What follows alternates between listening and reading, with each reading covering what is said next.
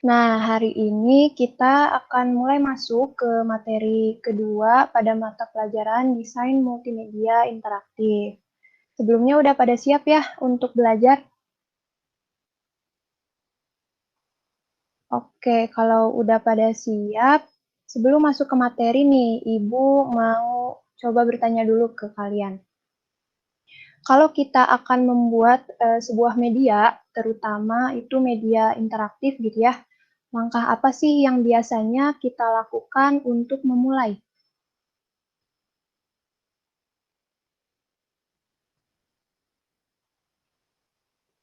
Ayo, ada yang mau menjawab?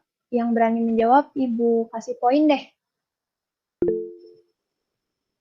Boleh, Salma?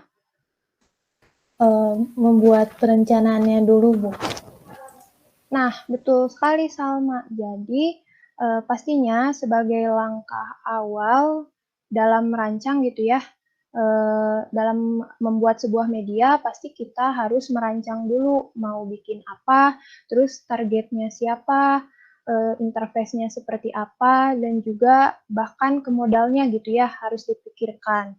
Nah, maka dari itu, ketika membuat sebuah media interaktif, kalian juga butuh nih yang namanya merancang. Mau bikin media yang kayak gimana, terus gimana alurnya, dan juga akan seperti apa tampilannya gitu. Merupakan step awal atau langkah awal kalian dalam membuat sebuah media interaktif gitu ya. Jadi nggak ujuk-ujuk buat sesuatu tanpa perencanaan dulu. Makanya harus dipikirkan konsepnya secara jelas. Apalagi ketika kita akan memasuki ke dunia kerja gitu ya anak-anak. Semuanya harus dengan persiapan yang matang. Maka dari itu hari ini kita akan membahas mengenai flowchart dan juga storyboard di dalam desain multimedia interaktif. Oke, setelah penjelasan barusan gitu ya mengenai konsep dari flowchart dan juga storyboard, Ibu pengen tahu nih, jadi menurut yang kalian tangkap, apa sih yang membedakan antara flowchart dengan storyboard? Ayo, ada yang mau mencoba mengemukakan pendapatnya, anak-anak?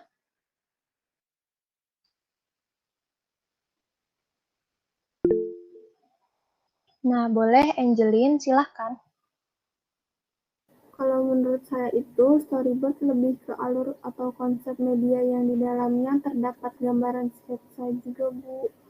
Terus kalau flowchart itu menampilkan gimana alur berjalannya suatu media, tapi dalam bentuk diagram. Oke, bagus ya Angelin. Coba kalau dari yang lainnya gimana nih? Ibu pengen dengar pendapat dari kalian. Coba deh Angelin tunjuk satu temennya yang penasaran pengen Angelin dengerin pendapatnya kayak gimana.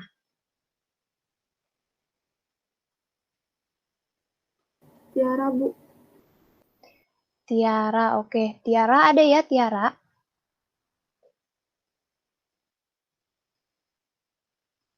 Ada, Ibu.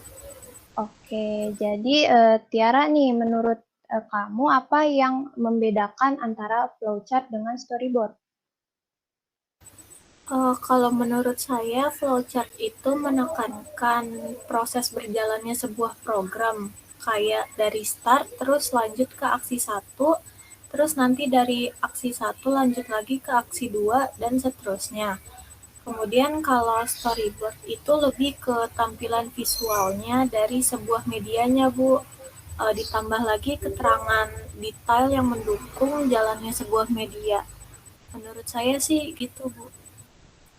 Oke, sip, bagus ya jawaban dari Tiara dan juga dari Angelin tadi. Eh, Mungkin masih ada lagi yang mau mengemukakan pendapatnya atau punya pendapat yang berbeda mungkin? Oke, nggak ada ya. Sepertinya penjelasan dari Angelin dan Tiara tadi sudah cukup mewakilkan gitu. Jadi menurut kalian nih penting nggak membuat flowchart dan storyboard ketika kita merancang sebuah media? Penting, Bu. Oke, betul ya, penting sekali anak-anak.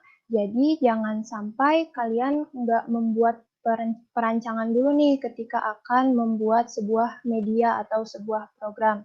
Karena akan sangat berguna sebagai pegangan kalian. Dan membuat proyek yang akan kalian kerjakan juga menjadi lebih terstruktur gitu ya. Dari penjelasan teman kalian barusan juga Ibu rasa kalian sudah mulai paham dengan konsep dari flowchart dan juga storyboard ini. Jadi Ibu mau menekankan sekali lagi perbedaannya antara flowchart dan storyboard itu.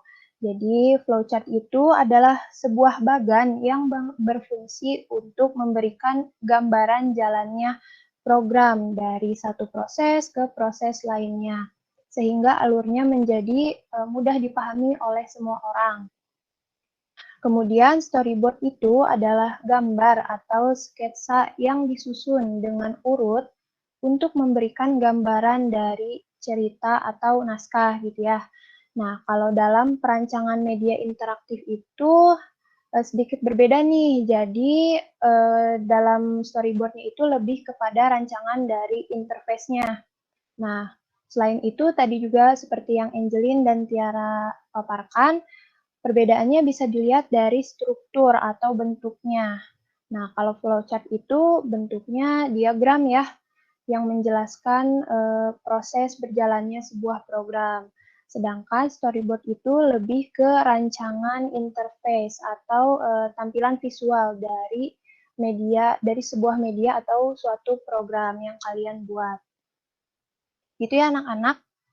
Nah, sebelum Ibu tutup, apakah ada yang ingin ditanyakan?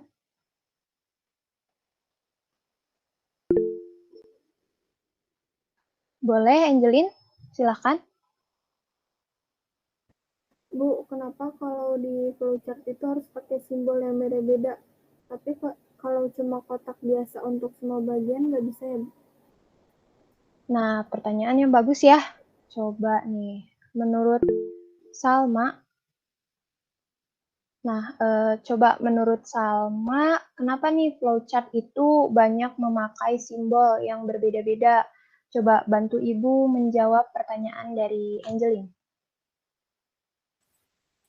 Baik Ibu, jadi menurut Salma ini simbol itu tujuannya untuk mempermudah kita menyampaikan informasi tertentu kepada orang lain, Bu. Nah, betul ya jawaban dari Salma. Jadi simbol itu kenapa berbeda-beda? Tentu karena tujuannya juga dan maksudnya itu berbeda-beda. Jadi ketika membuat sebuah program perlu diperhatikan nih kita akan membuat proses yang seperti apa atau alur yang seperti apa. Nah, gunakanlah simbol-simbol ini dengan sesuai dan dengan tepat gitu ya, sesuai dengan kegunaannya. Dimaksudkan yang tadi seperti yang sudah dijelaskan untuk mempermudah semua orang untuk memahami program atau alur dari program yang akan kita buat. Seperti itu ya anak-anak. Apakah ada yang ingin ditanyakan lagi?